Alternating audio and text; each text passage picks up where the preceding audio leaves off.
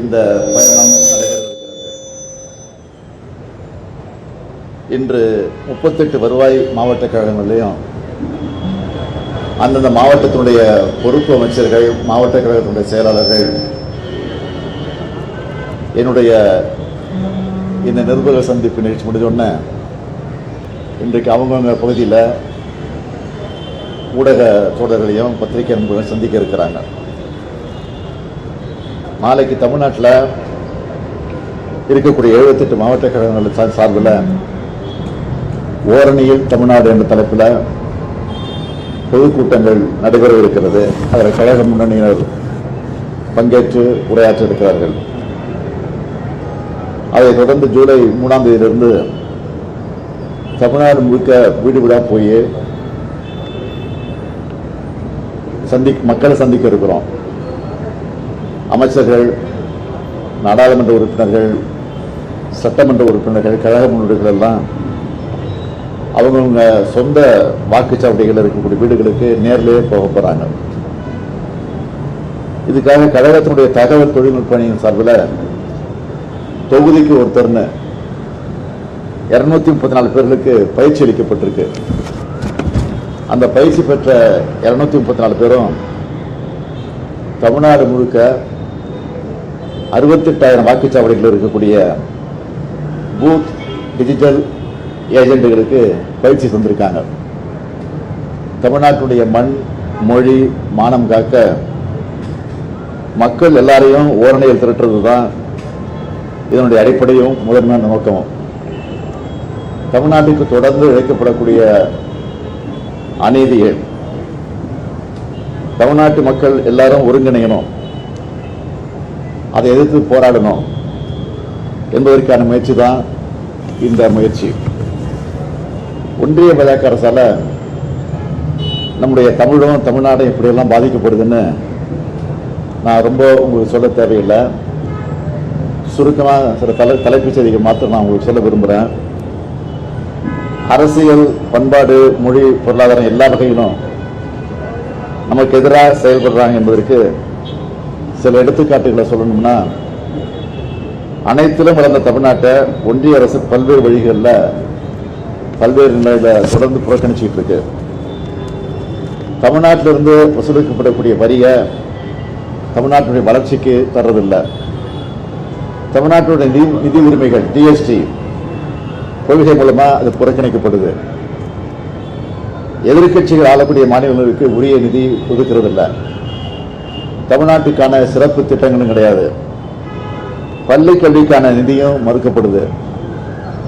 ஒன்றிய அரசின் திட்டங்களுக்கும் தமிழ்நாடு அரசு தான் நிதியை தந்து அதை இன்னைக்கு நாங்கள் தொடர்ந்து நிறைவேற்றிட்டு இருக்கோம்.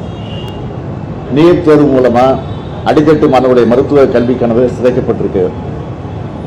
தேசிய கல்விக் கொள்கை இந்தி திணிப்பு கொள்கையாக மட்டுமே இருக்கு. தமிழுக்கு வெறும் 113 கோடியும், சமஸ்கிருதத்துக்கு 2532 கோடியும் ஒதுக்கி இருக்காங்க. தமிழுடைய வரலாற்று பெருமைக்கு சொல்லக்கூடிய கீழடி அறிக்கையை வெளியிடாம திட்டமிட்டு மறைப்பதற்கான முயற்சியில் ஈடுபட்டிருக்கிறாங்க. இதெல்லாம் நாங்கள் தொடர்ந்து பேசிட்டு இருக்கிற காரணத்தினால என்னவோ தெரியல,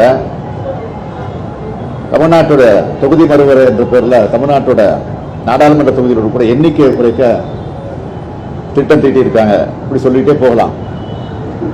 ஒரு சிலவற்றை மட்டும் தான் உங்களுக்கு சொல்லியிருக்கிறேன். இதெல்லாம் வெறும் அரசியல் விமர்சனங்களை மட்டுமல்ல, தமிழ்நாட்டினுடைய உரிமை சார்ந்தவை. இதெல்லாம் அரசியல் கட்சிகளால் மட்டும் இல்லை, ஒட்டுமொத்த தமிழ்நாட்டு மக்களாலும் எதிர்க்கப்படணும். இது அதுக்காக தான் தமிழ்நாட்டில் இருக்கக்கூடிய எல்லா வீட்டுக்கும் போய், அது ஆளுங்கட்சி எதிர்கட்சின்னு பார்க்காம எல்லா வீட்டுக்கும் போய் மக்கள் எல்லாரையும் சந்திக்க போகிறோம். அப்போ தான் திராவிட முன்னேற்ற கழகத்தில் இணைய விரும்புகிறவங்க இணையலாம். திமுகவில் சேர ஆர்வம் இருக்கிறவங்க செயலி மற்றும் நேரடி படிவம் மூலம் பதிவு செய்யப்படுவாங்க. மேலோட்டமாக பார்த்தா திமுக தனக்கான உறுப்பினர் சேர்க்குதுன்னு உங்களில் சிலர் கூட நினைக்கலாம். ஆனால் உண்மையான நோக்கம் என்னன்னா, கட்சி எல்லைகளை தாண்டி தமிழ்நாட்டுடைய நலனுக்காக தமிழ்நாடு ஒன்றுபட்டு நிற்கிறப்போ எந்த சக்தியாலும் நம்ம வீழ்த்த முடியாதுன்னு காட்டியாகணும்.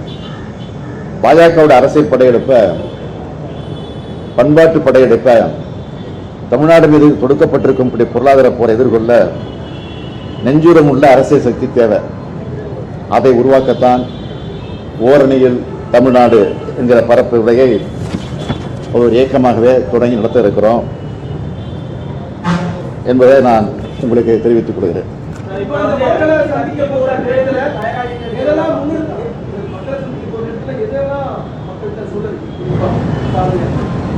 என்ன சொல்லுங்க, ஒன்றிய அரசு இந்த தமிழ்நாடு இப்படியெல்லாம் வஞ்சிக்கப்படுது, இப்படியெல்லாம் கொடுமைக்கு ஆளாகப்படுதெல்லாம் சொல்ல இருக்கிறோம்.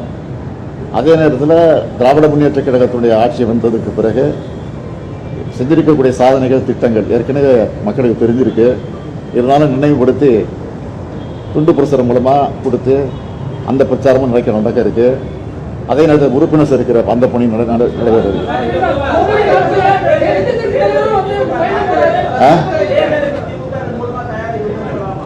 நிச்சயமா நிச்சயமா இப்ப இல்ல தயாராக ரொம்ப நாளாச்சு.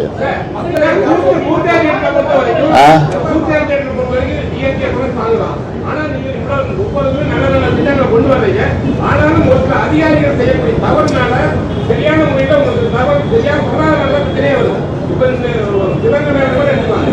ஒவ்வொரு விஷயங்களுமே நீங்க மக்களுக்காக நல்ல திட்டங்களை கொண்டு வரும் பொழுது அதை தடுப்பு அதிகாரிகள் தவறு செய்யறாங்க. என்ன தவறு செய்யறாங்க? இல்ல வந்து இந்த சிவகங்கை மாதிரி கொண்டு வந்துருக்கலாம். ஏன்னா முன்னாடி ஆட்சி நடத்திடுங்க எப்ப தகவல் பொறுத்த வரைக்கும் 2 நாட்கள் தான் நடவடிக்கை எடுக்கிறாங்க. அந்த உடனே வந்து எஃப்ஐஆர் போட்டதுனால இந்த பிரச்சனை இல்லாமல் தகவல் தெரிஞ்ச உடனே நடவடிக்கை எடுத்தாச்சு, கைது பண்ணியாச்சு.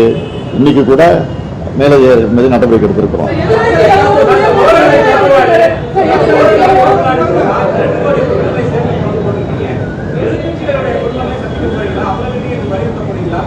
சொல்ல போறோம், நிச்சயமா சொல்ல போறோம். விருப்பம் இல்லாதான் சேர்க்க போறோம், கட்டாயம் சேர்க்க போறது கிடையாது. சேர்ந்து சொல்ல போறோம், சேர மாட்டாங்க மாதிரிலாம். அதனால அவங்க விருப்பமாக தான் சேர்ப்போம்.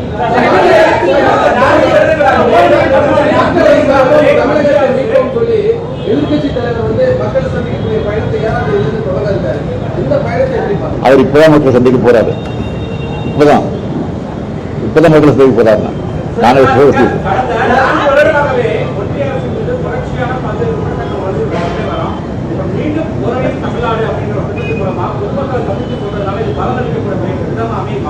மக்களுக்கு தெளிவா தெரியும். இருந்தாலும் அதை நினைவூட்டுறோம், வலியுறுத்துறோம், வற்புறுத்துறோம். அவ்வளவுதான்.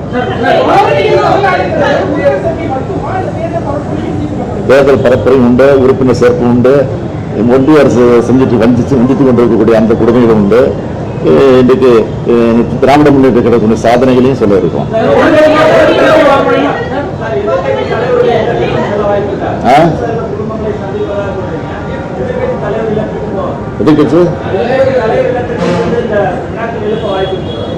புரியல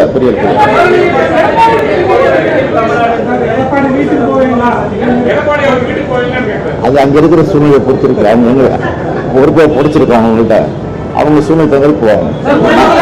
நான் அந்த பகுதியில் தான் நிச்சயம் போவேன்.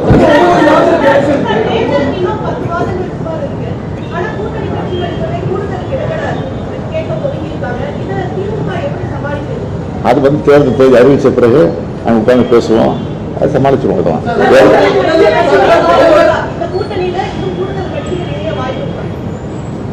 இப்ப இருக்கிற சூழ்நிலை பொறுத்த வரைக்கும் வருவதற்கு வாய்ப்பு இருக்கு. ஆனா வாய்ப்பு வரக்கூடிய நேரத்தில் அதை எப்படி சேர்ப்போங்கிற சூழ்நிலை நமக்கு இருக்கு. அதனால கலந்துதான் செய்வாங்க.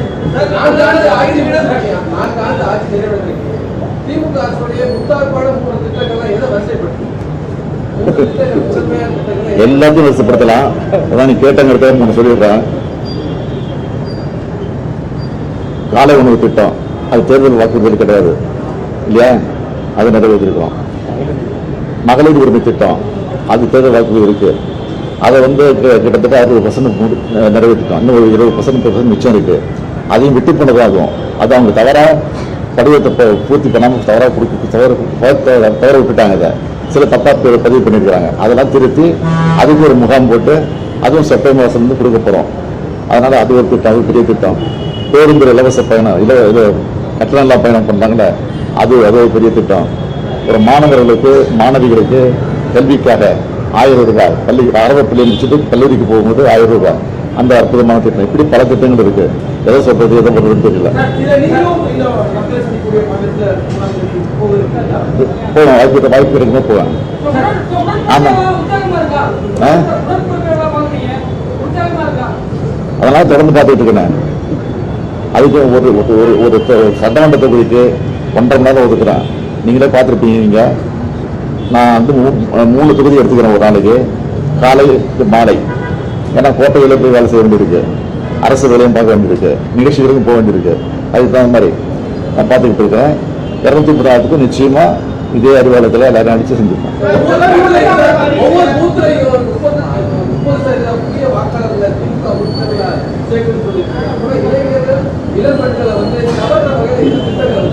என்னங்க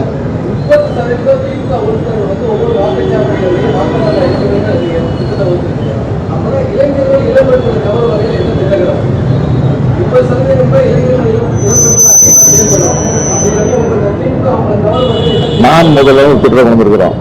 அந்த திட்டத்தின் மூலமா பயிற்சி கொடுத்து அவங்களெல்லாம் இன்னைக்கு கூட ஒரு நிகழ்ச்சி முடிச்சுட்டு தான் இருக்கு, பெரிய நிகழ்ச்சி முடிச்சு தான் இருக்கிறேன். கிட்டத்தட்ட 20 லட்சம் பேரை 40 லட்சம் பேருக்கு பயிற்சி கொடுத்துருக்கிறோம். 3 லட்சம் பேருக்கு அதில் வேலை வாய்ப்பு கிடைச்சிருக்கு. எல்லாரும் 20,000 ரூபா, 1 லட்சம் ரூபா, 2 லட்சம் ரூபா, 3 லட்ச ரூபா சம்பளத்துறாங்க தான் வேலை வாய்ப்பு சேர்ந்துருக்கிறாங்க.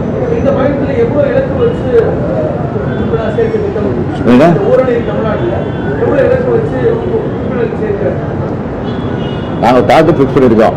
30% ஒரு பகுதியில் சேர்க்கணும்னு சொல்லியிருக்கிறோம். எல்லாம் எங்களுக்கு வர செய்தியாக 30 இல்லை 40% சேர்ப்போங்கிற உறுதியும் கொடுத்துருக்குறாங்க. நான் ஏற்கனவே 200 சொல்லியிருக்கிறோம். அதை தாண்டி தான் வரும்னு நினைக்கிறேன்.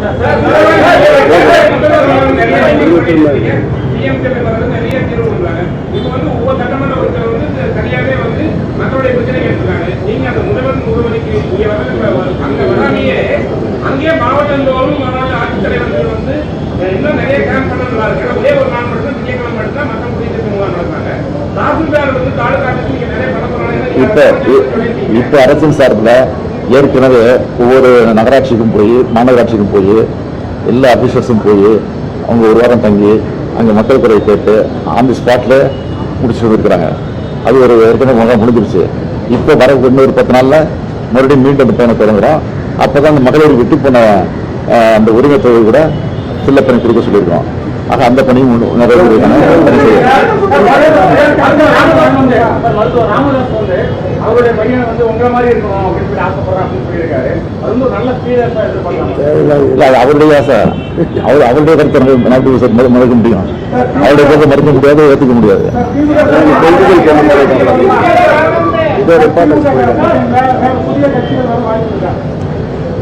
இது வரைக்கும் இல்லை, வந்தா சொல்லுங்க, சொல்லிக்கலாம்.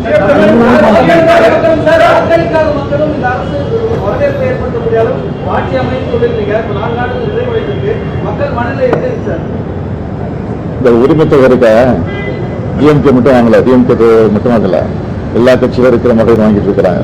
அதான் அப்படியே நான் சொன்னேன், பதவி எடுத்து பண்ணி போனாலே சொன்னேன்.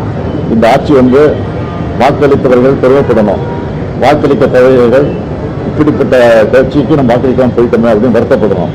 அந்த மாதிரி சூழ்நிலை ஆட்சி நடக்கும்னு சொன்னேன். அதை நடத்திக்கிட்டு இருக்கிறேன்.